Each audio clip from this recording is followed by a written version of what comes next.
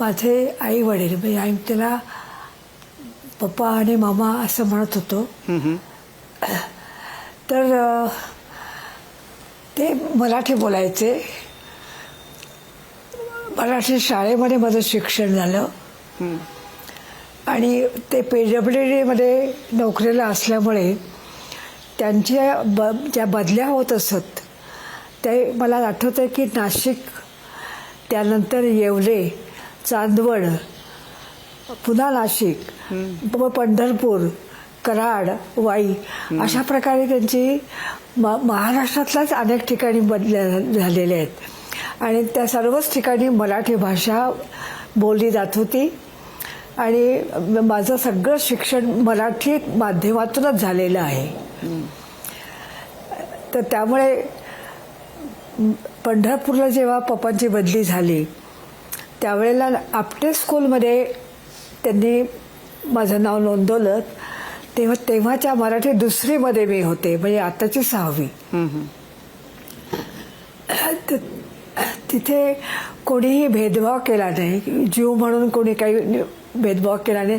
सगळे शिक्षक आणि सगळे विद्यार्थी माझ्याशी मायेनं प्रेमानं वागायचे हे मला आठवतं. पण चौथीमध्ये मी आल्यानंतर आम्हाला चळेकर सर शिकवायला होते, तेव्हाची चौथी. आणि ते इतकं सुंदर मराठी शिकवायचे की मला मराठीविषयी खूप प्रेम निर्माण झालं. त्याच्या आधी मी 3रीमध्ये असताना सुद्धा शालेय मासिकामध्ये माझ्या कथा येतच होत्या. हो, अच्छा. आणि त्या विद्यार्थ्यांना, शिक्षकांना सुद्धा आवडायच्या. पण भाषेबद्दलचं प्रेम जे म्हणतात ते चळेकर सरांनी माझ्यामध्ये निर्माण केलं. आणि मला एक आठवण अशी आहे की एकदा परीक्षेमध्ये त्यांनी काही मुद्दे दिले होते आणि गोष्ट लिहा असं म्हटलं होतं. बाकीच्या सगळ्या विद्यार्थ्यांनी गोष्ट लिहिली, पण मी लघुकथा लिहिली.